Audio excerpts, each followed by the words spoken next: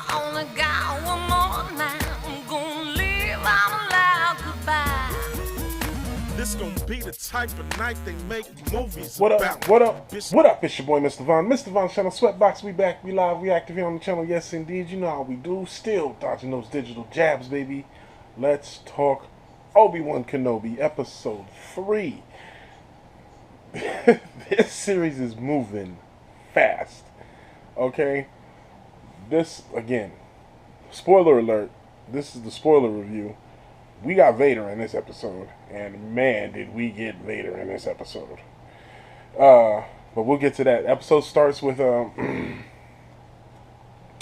leaving the planet where we picked off, and he's and we see the episode actually starts with showing Vader being put together as Obi-Wan's having these flashbacks, and it was crazy.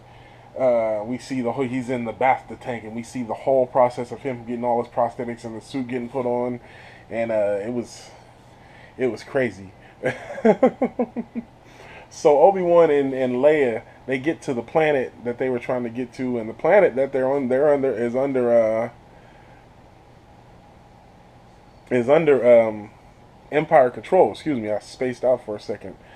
And Kamel Namjiani's character had told them there were going to be somebody there to meet him. They get there and there's nobody there. There's this crazy moment when Obi-Wan thinks he sees Anakin in his Jedi robes, and you know what I'm saying, fully cloaked up. It was crazy, and it was really it was great because he was seeing things, but it was Hayden Christensen in the Jedi robes, so that was cool to see.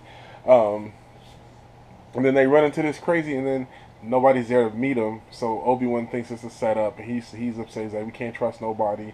So they meet this weird alien-looking dude who's voiced by Zach Braff, and he seems super friendly, and he's like, "Yeah, come on, I'll take you to the nearest spaceport." And you can tell he's pro-Empire. You know what I'm saying? It was funny to see somebody who's like, "Yeah, I think the Empire's doing a great job. It's good to have some order around here." You know what I'm saying? And he's just like, he wasn't a bad dude or nothing. He's just an everyday working dude who's just like, "Yeah, I can go Empire." You know what I'm saying? He doesn't realize how evil they are. But he seems nice. He's asking them some stories. Obi-Wan and Leia make up a story how they're there to meet their dead mother, and they got lost, and they're just trying to get back to the spaceport, and yada, yada, yada. He's like, whatever. On the way, they pick up some stormtroopers. The stormtroopers don't recognize them. The stormtroopers like, "Yo, we're out here hunting Jedi. Let me know if you see any." Obi-Wan's like, "Yeah, I'll let you know for sure." All that stuff was great. And then when they get to the checkpoint, the dude straight snitches him out. He goes over, he's like, "Yeah, I found these loners out in the thing. You might want to check them out." He straight up snitched on him, bro. That's why you can't trust nobody. Even in space, niggas will sell you out for a second, bro. Can't trust nobody. So then, they pull Obi-Wan and Leia out the back, and they're like, "What's up? Who are you guys?" They give the same story about the They're here visiting family, and they're just trying to get back to, I think they said the planet was Tarf, whatever. I can't remember the name of the planet. Anyway, they bring out the little probe droid.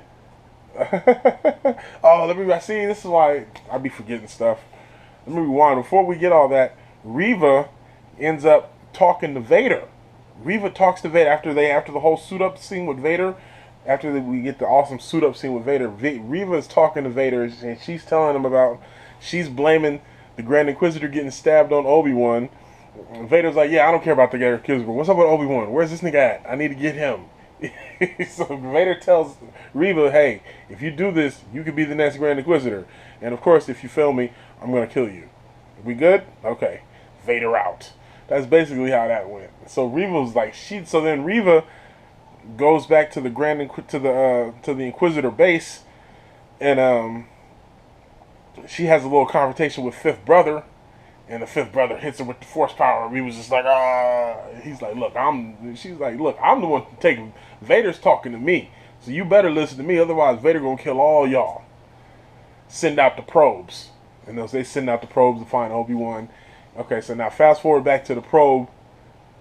After they got stopped, and the probe comes, and he checks on Obi-Wan. As soon as they realize, yep, Obi-Wan pulls out the blaster, shoots the probe, takes out like 4 stormtroopers. The little alien dude that snitched on him, he's like, "Oh snap!" Obi-Wan takes him hostage. You know what I'm saying? It was this cold scene where Obi-Wan shoots one of the stormtroopers that was on the tower, and he falls onto the little laser gate and just gets cut in half. It was just, I was like, that was great. We got a little Wilhelm scream at there at one point when it was, you know, that Wilhelm scream, because I can't even do it right. That sounded terrible. My Wilhelm scream was not on point.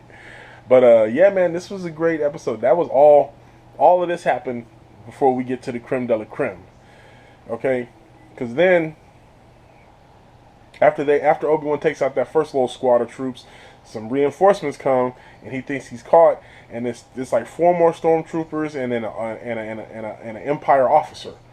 And the Empire officer straight up murders the other stormtroopers. She's like, "Come on, Obi-Wan, I'll help you."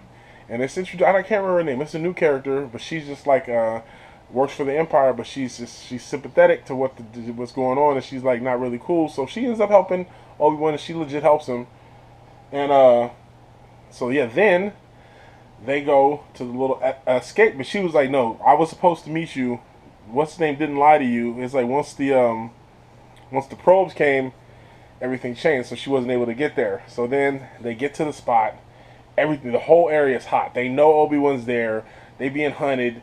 They get to the little escape place where they're supposed to be, and Obi-Wan's like, he starts to feel the force in him, and he looks out the window.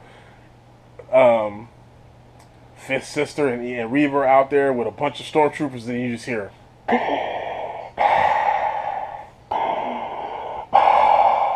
and you just see Vader step onto the scene. And look, let me tell you, when I tell you this was vintage Vader killer mode, I was like, yo, man, he got to chill, bro.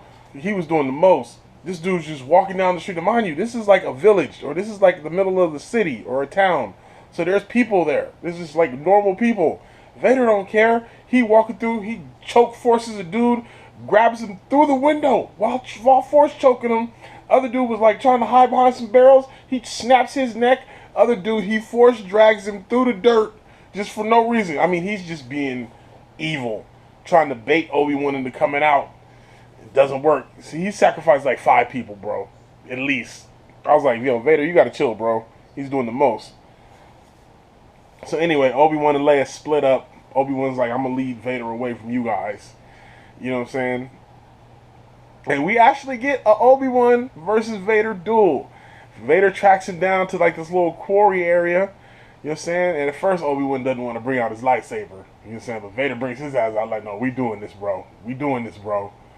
And so he tries to run for a second, and then boom, when he finally does bring it out, it was pretty epic, because he hears like a noise, because he's trying to hide from Vader, and then he hears like a noise, and he just instinctively, he just, and then the saber comes out, he's like, oh, that little Jedi Master's still in there somewhere. But as him and Vader square off, it's clear that he's not nearly the Jedi he was. 10 years of not using your powers leave you rusty. Meanwhile, Vader been over here force choking people 5 times a week. He's strong in the Force, baby.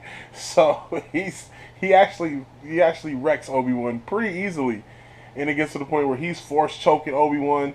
He's got elevated. He makes him drop his lightsaber. Then he tips over this bag, this giant like barrel full of these like rock things, this like charcoal stuff. I'm just gonna call it charcoal. And this is where the show went from crazy to, bro, what are you doing? Vader ignites the little charcoal that he spilled out on the floor, and it bursts into this huge thing of flames. He proceeds to drop Obi-Wan in the fire and just drag him through the flames like, yeah, motherfucker, now you know how it feels. Now you know how it feels when you did it to me, you little... I mean, it was personal, bro. It was so personal. I was watching this, I was like, man, Vader's kind of bitter, man. I mean, I get it. He's been through a lot. He'd been waiting for this for 10 years, and he was enjoying it. He was just slowly dragging him, force dragging him, mind you, force dragging him through the fire. Obi-Wan's just like, oh God, this hurts. You can't believe how much this hurts. It was bad, bro. Vader did him bad. Oh, it was so great. This was just vintage Vader, man. I was like, yo, somebody tell my man he gotta chill, because he's doing the most right now. He's doing the most. So anyway, the Empire officer who had turned on him to help Obi-Wan, she comes back.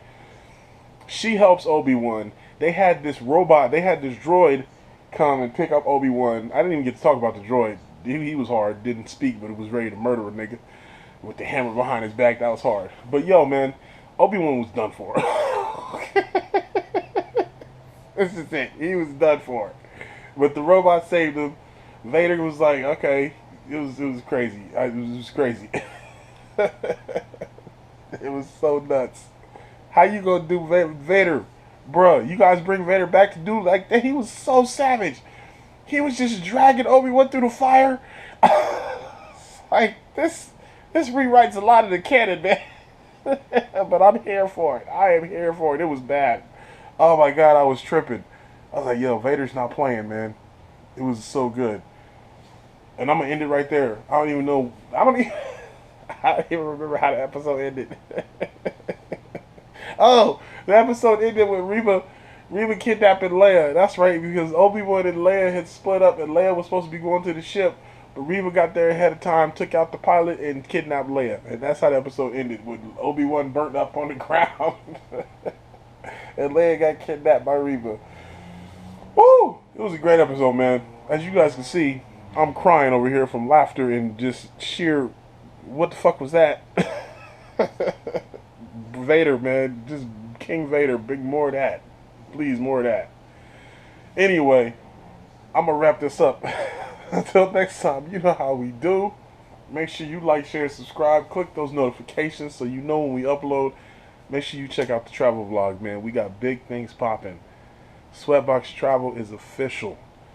That means all your travel needs. If you want to book a vacation, you want to go somewhere, holla at Sweatbox Travel. Go over to one of the travel videos. I just uploaded my newest Cancun video when I was down in Cancun. We had a blast down there, you know I was. So go check it out. Join the travel group. And if you want to travel, hit me up. We got plans. I got deals. We hooking the people up with great travel plans, travel packages, and all that. So until next time, you know how we do. Peace. I'ma go to the ends with you. I'ma go to the end with you. I'ma go